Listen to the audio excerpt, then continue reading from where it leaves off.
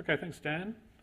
Yes, I'm now in the School of Maths Sciences. I'm going to be talking about how we're trying to get a handle on what's happening to the kangaroo populations in SA, and also to try and develop predictive models of their dynamics. And I just want to flag that some of what I've been talking about today has been funded by DUE, and thanks to Dan and others for their support and assistance. No, that's not working. There we go. Okay, so kangaroo monitoring and management has a long history in South Australia. We essentially survey kangaroos through most of the agricultural zone south of the dingo fence, and we do this by flying aerial surveys every year in winter. And we count reds and western greys, this should be, not eastern, this is propagated from a different talk. And the data we get back are the counts of these species in every 2 kilometre squared transect segment. The management goals are threefold. So firstly, conservation. Everyone loves kangaroos and no one wants to see them disappear. There's an economic incentive to allow a sustainable harvest, and we want to exert some measure of grazing control. So every year we set harvest quotas which are normally around about 20% of the estimated population size in different sub-regions, but that quota is never met, so the harvest is always less than the quota. And the management plan is a very robust one, I think. It acknowledges there's uncertainty in the estimated population sizes and that we need to manage these populations under significant climatic and environmental variability. So, as I said, one of the goals is to try and control grazing pressure and trying to get a handle on what's happening with grazing in the state is difficult, but we do have some good data from the bushland condition monitoring method for a couple of regions. So that's the two here, the Adelaide and Mount Lofty Ranges and the SAMDB. So this figure here shows some results from an analysis I did with Patrick O'Connor last year. And on the left, we essentially have trends in the proportion of vegetation in a severely or highly impacted state, or impacted by grazing. Okay, so if you can see, for non-reserves, that's these dashed lines, essentially grazing pressure has been high but relatively stable over the period.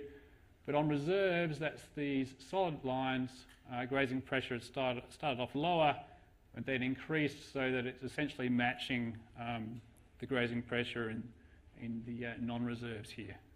And these plots on the right just show that the posterior support for those effects is pretty strong.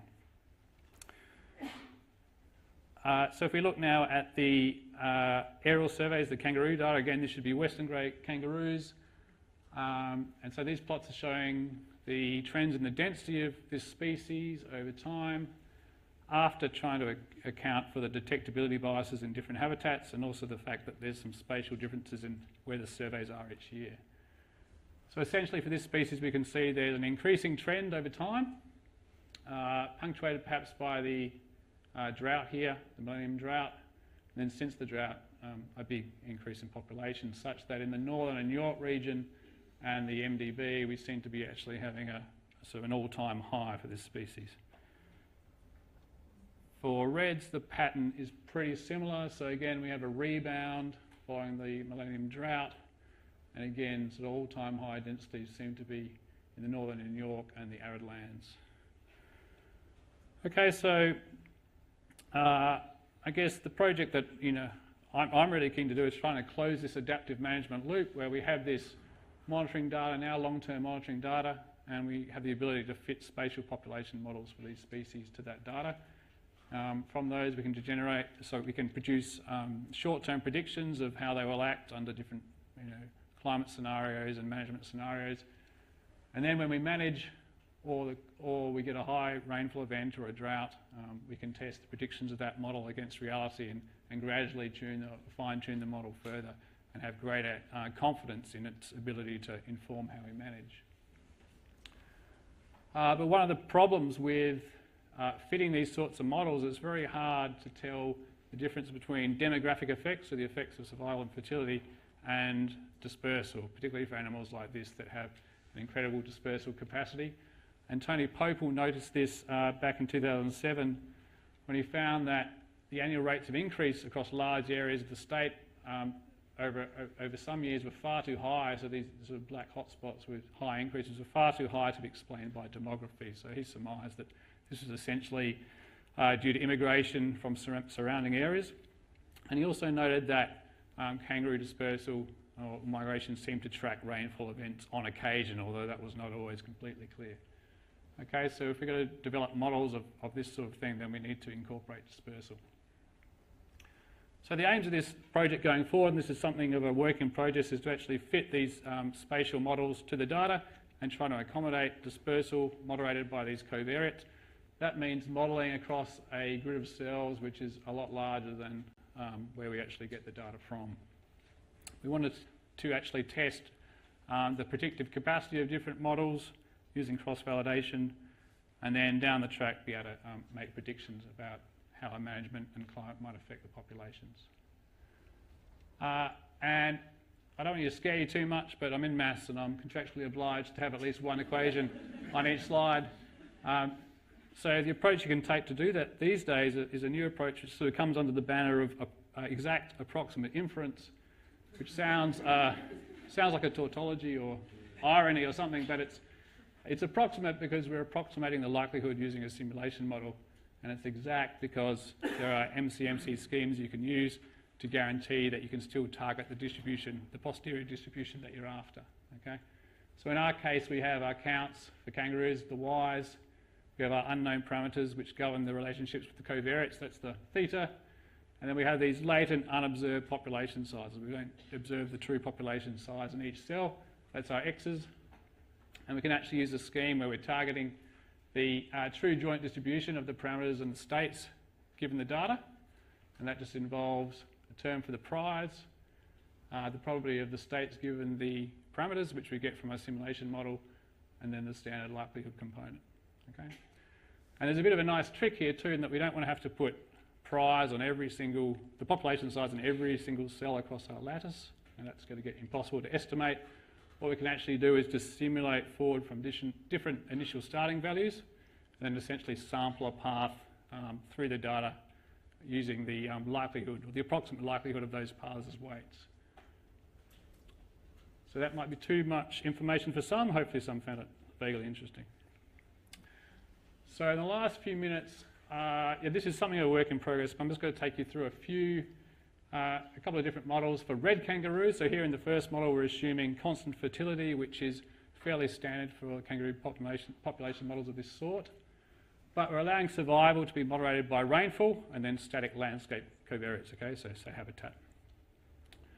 So this is the posterior density for the probability of a female reproducing. We're getting a mean of a bit less than 0.5, which is similar to sort of the 0.39 value, which is an empirical estimate that's been used before. And then on the right, we have the partial effects of rainfall and density on survival. So as expected, we have a strong positive effect of rainfall on the survival rate and a negative effect of density. In the second model, we're now using NDVI, which is the Normalised Difference Vegetation Index, an index of greenness instead of rainfall. We get similar results, again, a very strong effect of NDVI on the survival rate. Okay? And if you do some cross-validation on this model, you can actually see that it predicts holdout data much better than the model involving rainfall. And I guess that's a result of the fact that NDVI is actually a more direct measure of productivity.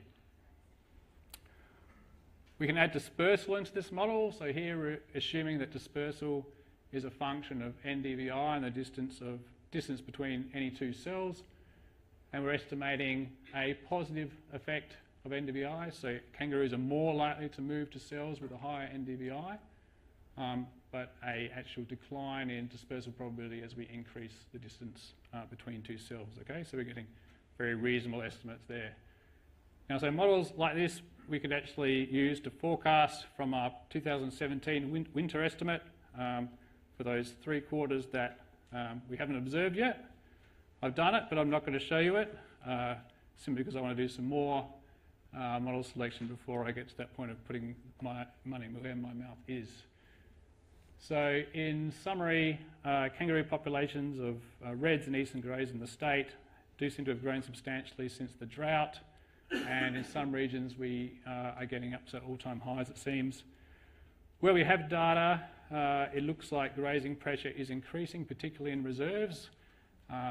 Identifying the grazers responsible for that is difficult, but obviously, given the results from reserves, kangaroos could be a contributing factor there.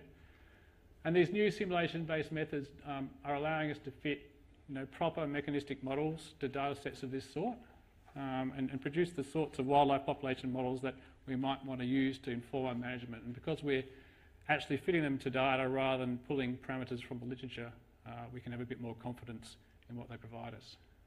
Thanks.